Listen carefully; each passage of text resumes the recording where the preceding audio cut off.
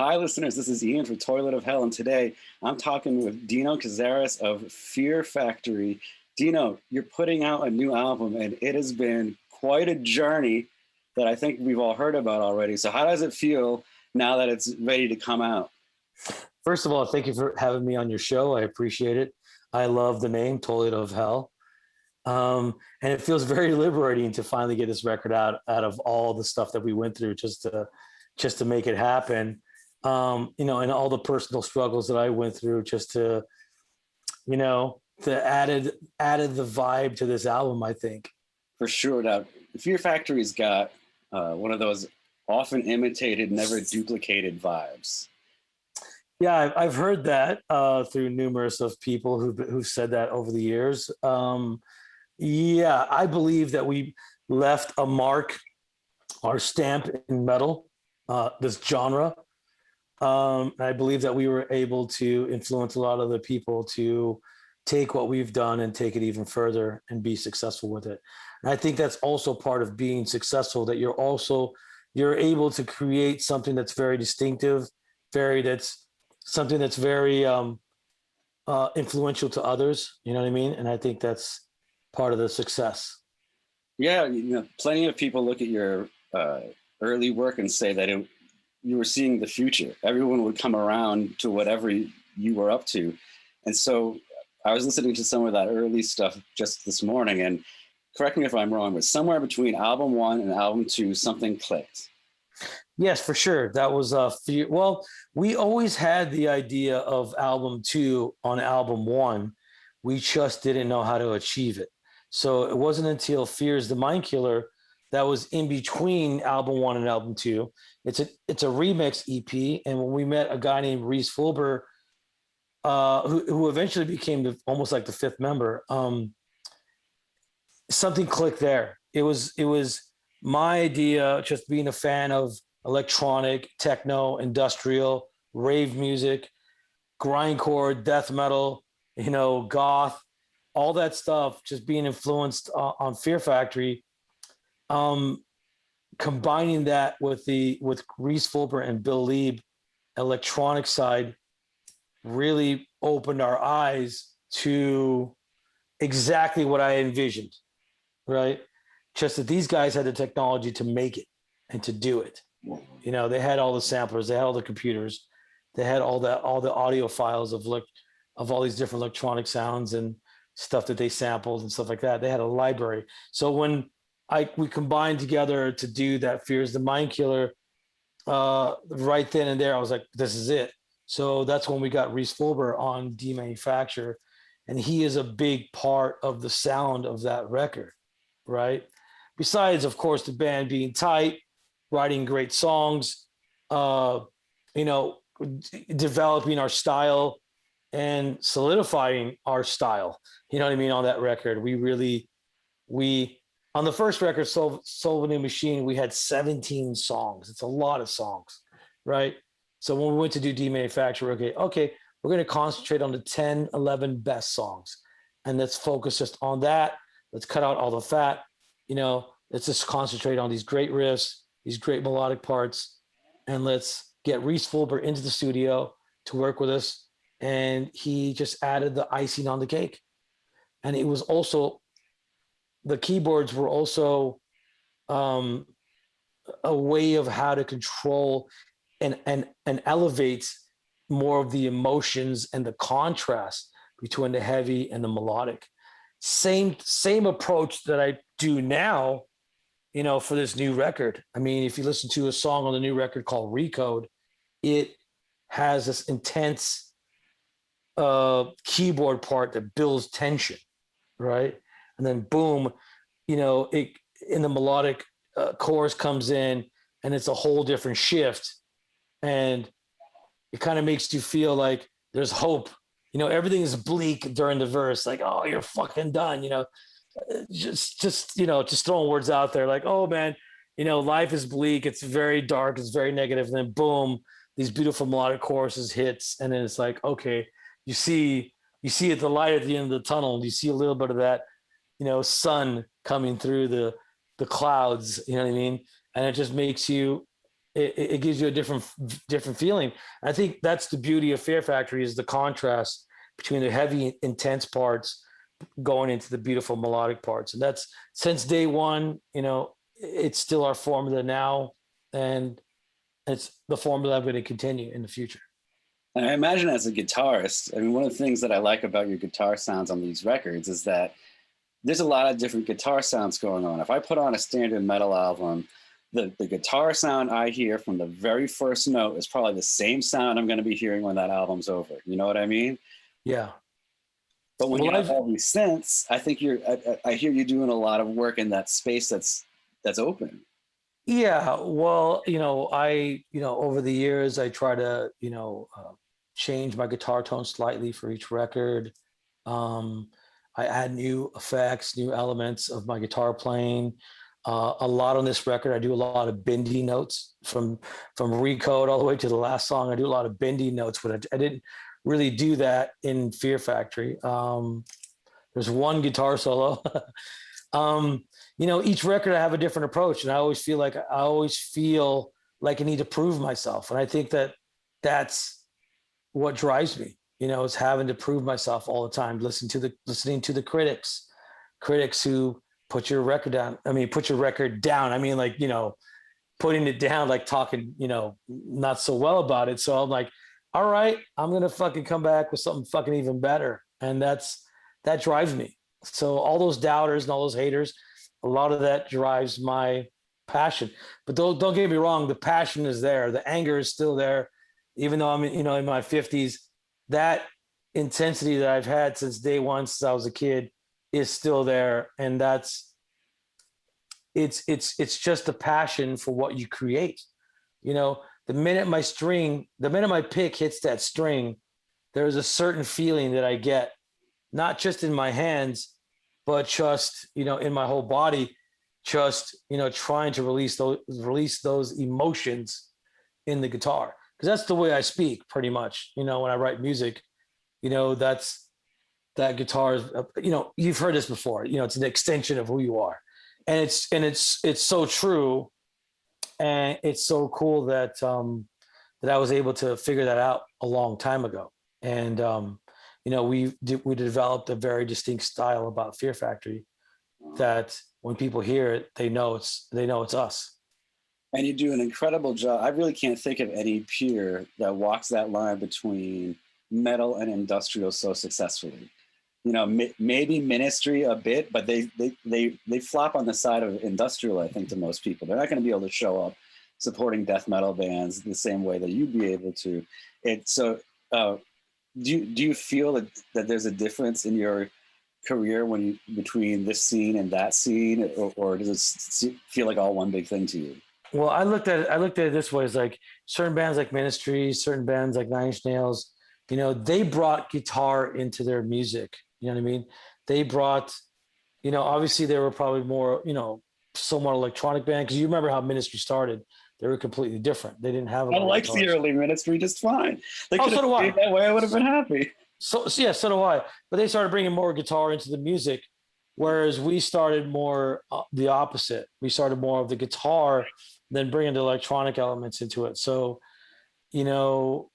I do feel that, bands like Fear Factory, bands like Godflesh, bands like early Pitch Shifter, that were more guitar driven than they were electronic driven.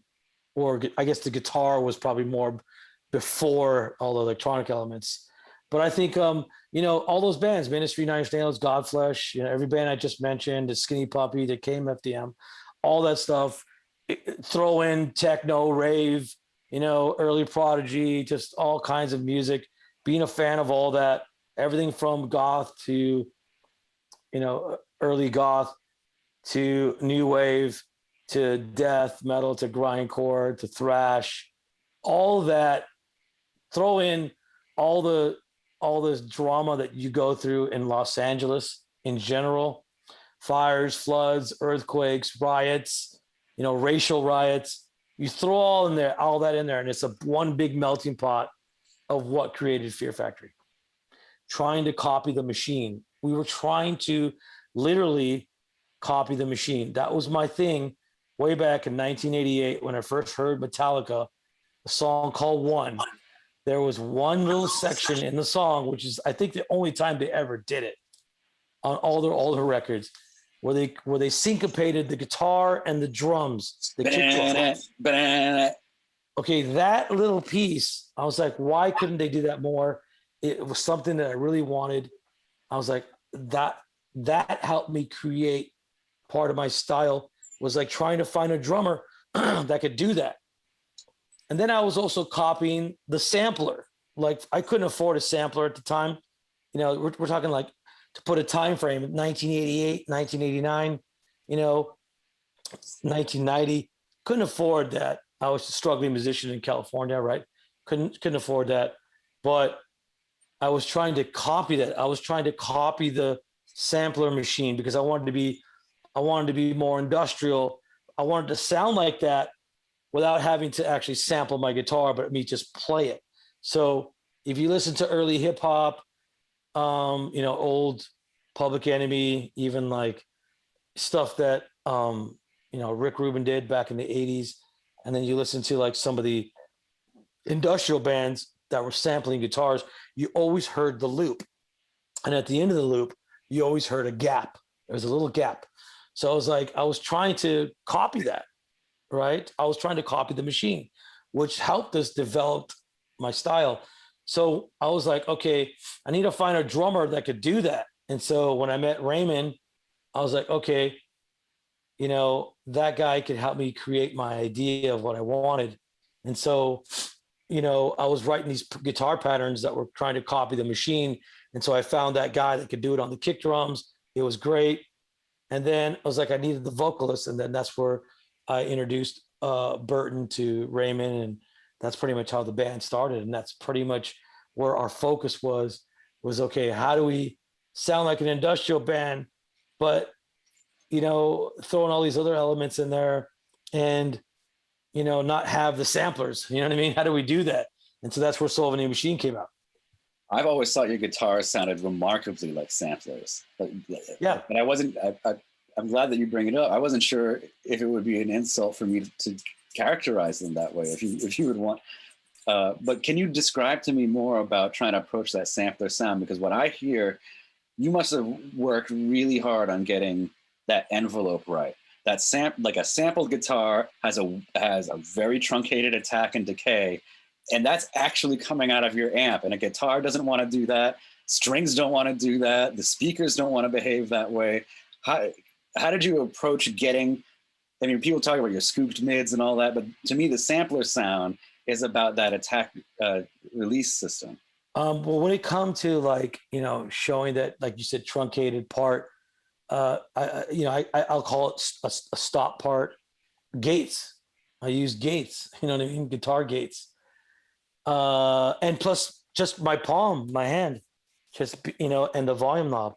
But gates aren't supposed to be used that way. I mean, they're not, right? I mean, you're not traditionally supposed to have them so tight that they're snapping in between your 16th note chugs. Yeah, That's people incredible. were using gates back in the day, but maybe not exactly in that way. But people were using gates that back in the day, yeah.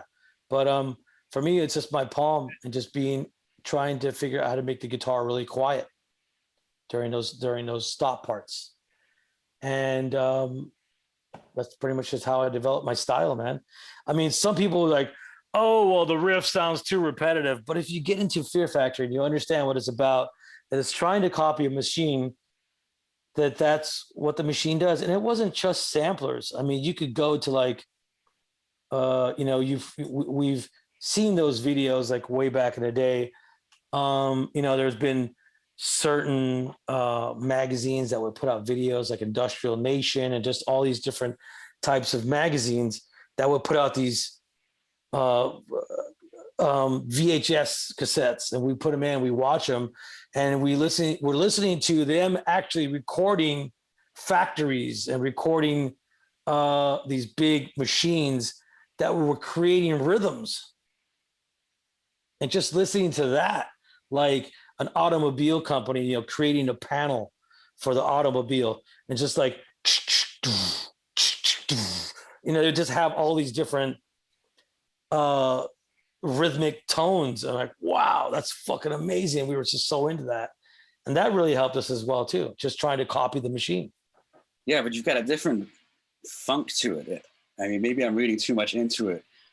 You're right, we do. To describe it even more, I don't know how much more I could describe it. It's just the passion for all that stuff, being really influenced by it, and trying to make it as fucking machine-like as possible. We really didn't nail it until Demanufacture is when we really nailed the tone, really nailed the sound, the style, the vibe. And it's the first time people heard that. You know what I mean? We brought in Rhys Fulber and Greg Greeley. Rhys Fulber obviously being from Frontline Assembly, and Greg Greeley, who mixed all those records with Rhys Fulber, bringing those guys in and having them show us a whole new approach on how to add samples to a live kick drum or a live snare, doing sound replacements, different EQs, different effects.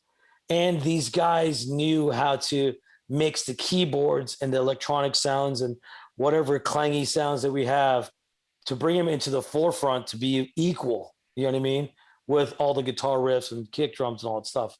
So those guys really showed me the way on how to do all that stuff. Yeah, the Fear Factory stuff. They whatever came out. I'm familiar with Rhys's work, and it's very mechanical. It's very dun dun dun dun dun. But what comes out when he's working with you is way more syncopated. Is way more funky than anything like this. So are you the source of the funk in that relationship? Because the rhythmic sensibility is completely different by the time you all get together. I think that, yes, when it comes to the music, yes. I mean, because, we've been making records. I've been making records without drummers for a long time, right? I've just been doing program all the drums, which is really cool because when you program the drums and then you record to the programmed drums, it actually makes you a little bit tighter, right? And so there's no human flaw in it, right? So you got to be as tight as possible with that stuff. And of course, you can edit it and shift it around and do all kinds of, you can manipulate it in any way you want, right? So I get those basics down, the songs, the structures, the guitar tone, the kick drums, the drums in general, the bass. And then Rhys comes in and layers all the stuff on top of it. And it's really cool because a lot of his stuff that he layers could really elevate the song or parts of the song, whether it be the intro, the verse, or the chorus, especially the chorus where he, really elevates the vocals or whatever the guitar's playing. He's playing all those other extra notes that go along with it. And, intros and just adding and making parts more tense. Because to me, music is building up the tension and then the release, right? So the verses and the intros and the whole song before the chorus is all the tension, where you're building up that tension, boom. And then during the chorus, but not all the chorus, but just in general in the chorus, when it comes to melodic chorus, that's where the release comes from. You know what I mean? And, that's where you see, like I said, the light at the end of the tunnel, and, it becomes more hopeful and less bleak, as I said before. Your songs are super efficient as far as the songwriting. It's not like contrast metal. You're not going to give me 16 bars with just the riff before the vocal comes in. It's got the riff, the vocal, the whole main idea comes, and then there's another good idea, and then another. And it does feel more like electronic music in that way. I can imagine the sampler switching between scenes rather than a bunch of guys sort of building up this part and then breaking it back down. Yes. And we had 5 different keyboards on this record. So everybody had a different perspective on what each part should sound like or what the song should sound like. We had Igor, who used to be in a band called Yes. He used to be the keyboard player. That guy's a prodigy. He's amazing. He worked on a lot of the tracks with us. Especially Recode and, Fuel Injected Suicide Machine and many other songs he worked on us with. Unfortunately, on this record, I was only able to get Rhys on a song and a half, not very much. He was busy doing his solo record, so I was only able to get him on a little bit. But I worked with other keyboardists out in a guy in Italy, a guy named Giuseppe Bassi. He has a company called Dualized Dysfunction. He's more of a modern guy. He's more of a, Rhys, I think, is more of a classic guy, I guess you would say, right? Yeah. And then Igor is just musically talented. We had a guy named Max Karen, great keyboard player, great guitar player. He does a lot of stuff. He did a few songs on the record on keyboards. And of course, me and the engineer, Damien Reynaud, who also produced the album as well with me, we add a lot of our own keyboard stuff too. So I think all those different elements pretty much creates this record, and I think all those different keyboard players really added something different to each song. But you've never wanted to have a permanent keyboard member am I right? You've never really had an official keyboardist as part of the band. You've had session work and touring members. Rhys was that guy. Yeah. Rhys was that guy for all the records. He's been involved one way or another on every record that I've been on with Fear Factory, except Soul New Machine. Now I'm very curious about part of this story that I'm trying to put together of this metal band that starts working with someone like Rhys, gets inspired by this stuff.